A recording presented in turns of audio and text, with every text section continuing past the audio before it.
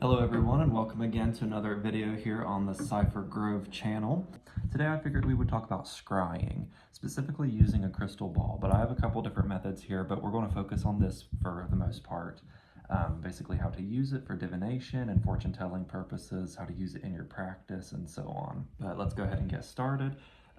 For starters here, let me explain what this is. So it is literally just a glass ball. A lot of people think that this is some form of a quartz or something.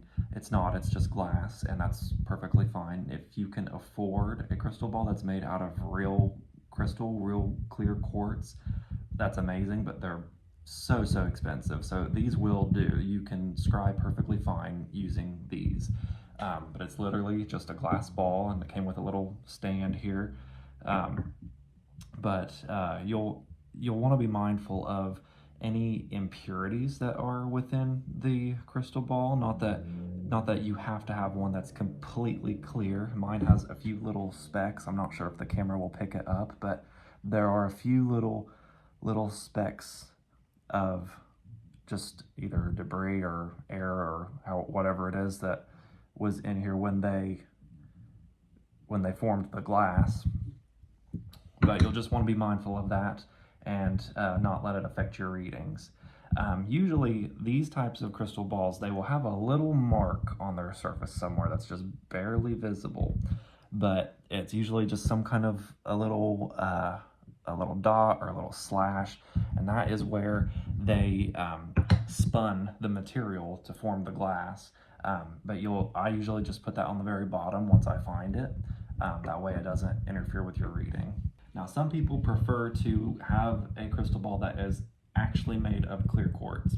And if you can afford that, that's great. Clear quartz, if you don't know, is this kind of a crystal, which is really popular for its uses with clairvoyance, clarity. I mean, you can use it for basically any kind of energy work that you would do. But even pieces this big are very expensive. This was a really pricey piece. So, finding an actual sphere, a crystal ball that's big enough to scry in that's made of this material is really hard to come by. So don't worry at all about the material. It will work. Basically, scrying is just the act of gazing. That's really all that there is to it. It's just gazing within kind of an altered state of consciousness and allowing yourself to see things, to allowing your intuition to pick up on pictures and images. So when we look into a crystal ball, one of the key things to remember is we are not staring at the ball. We're not looking into the actual glass ball. We're actually just gazing at it. We're looking through it, quite actually. We're not staring at what's in the contents of the ball. We're using this crystal ball almost like a window, and we're gazing through it. We're looking through it into the beyond. What you're going to want to do is just to enter into a light trance. That's all it takes. You don't have to get into any kind of crazy meditative state for this. You can if you want to. That's totally up to you. But for this, all that's really required is just a very light trance. If you haven't ever experienced that, I would begin by practicing meditation daily,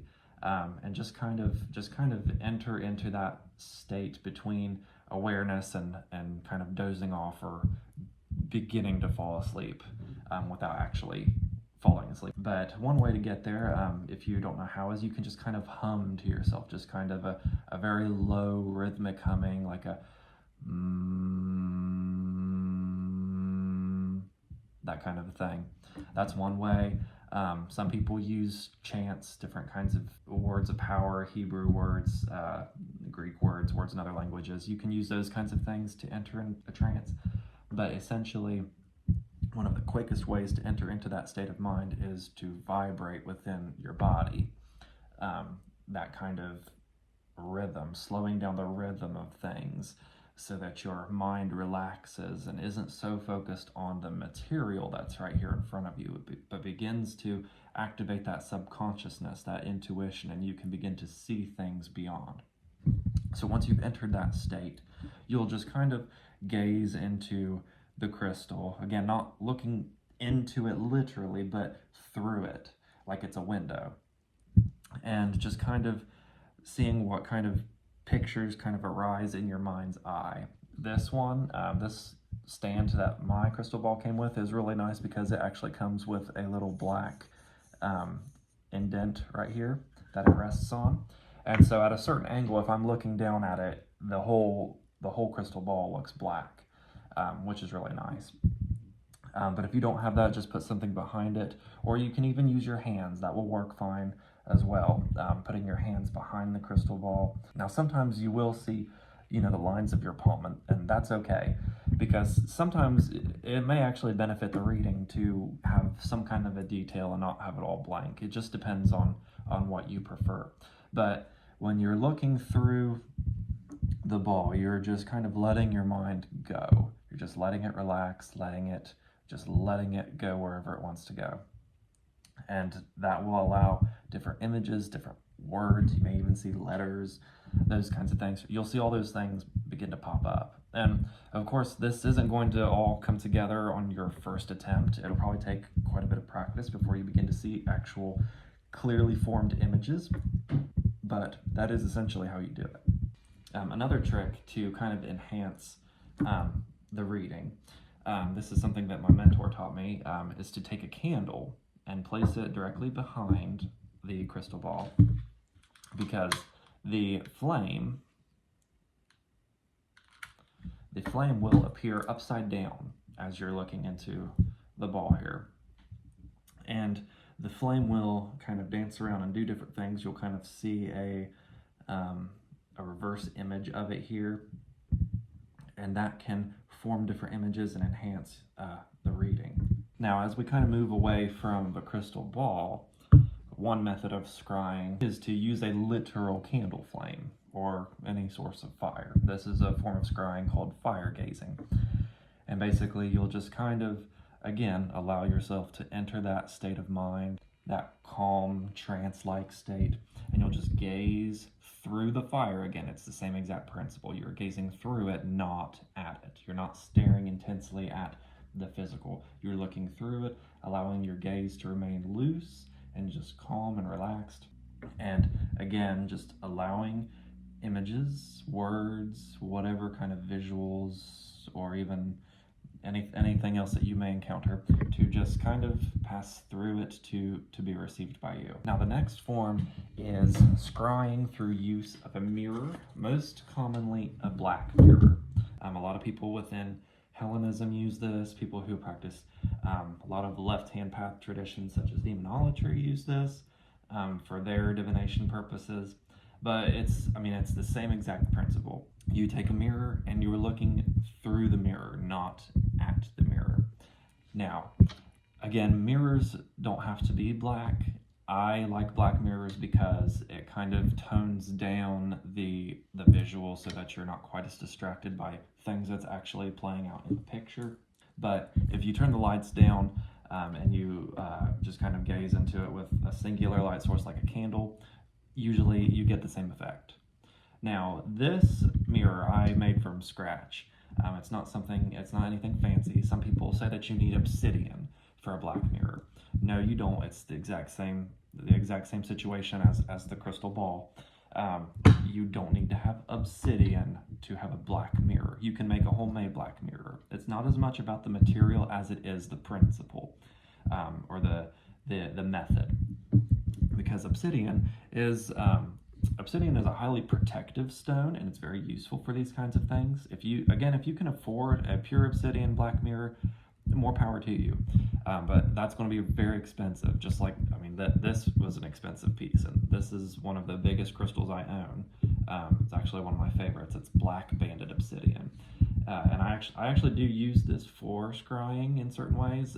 Sometimes I will place it next to the mirror that I'm using, or next to the crystal ball or something like that, because it offers both protection and kind of opens the gateway, so to speak.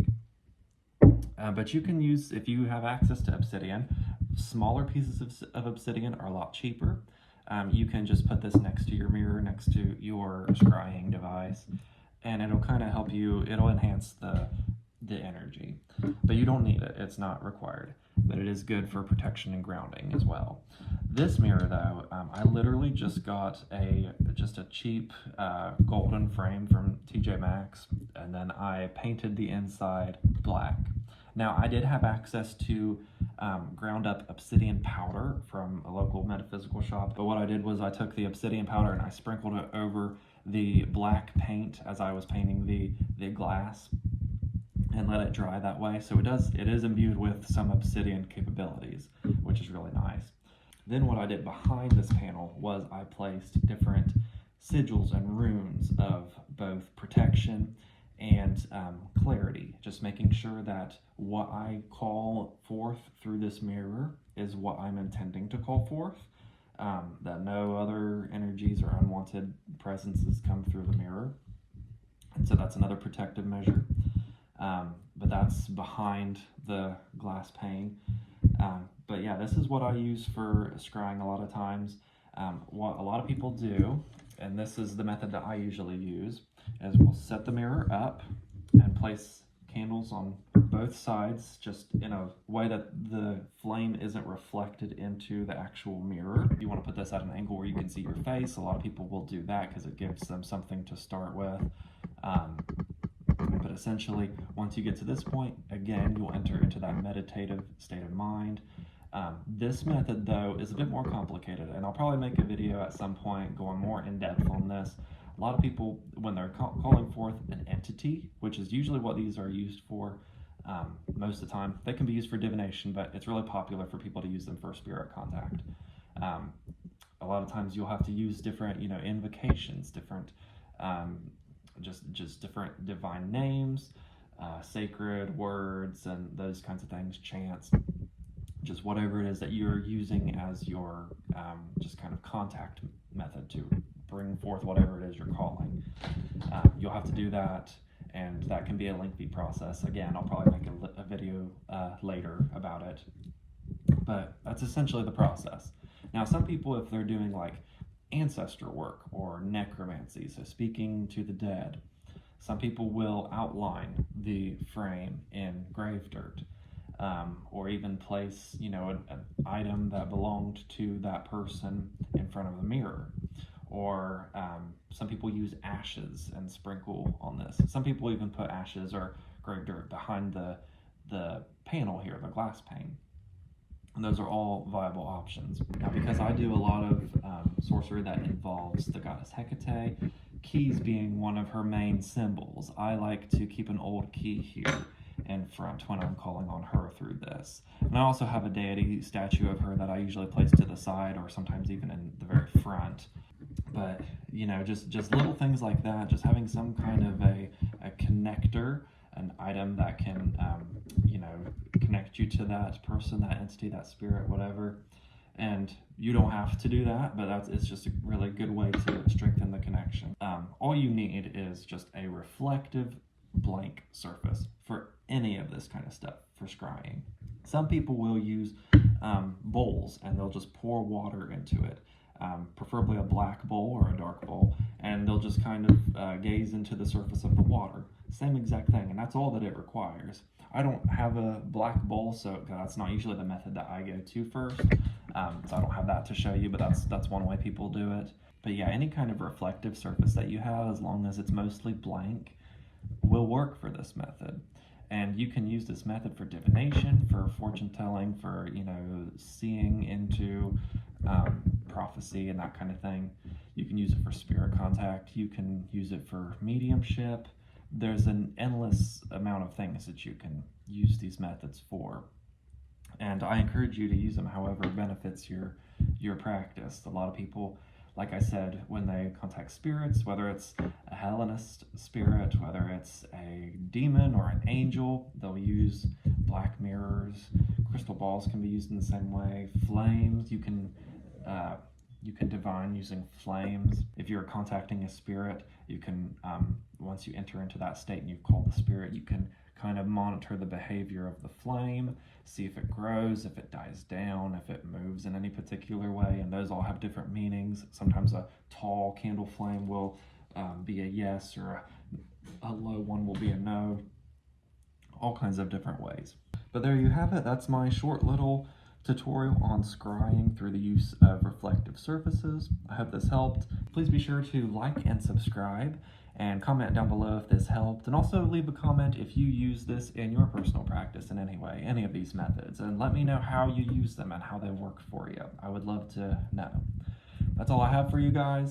I'll see you some other time. My name is Dorian, and this is Cypher Grove.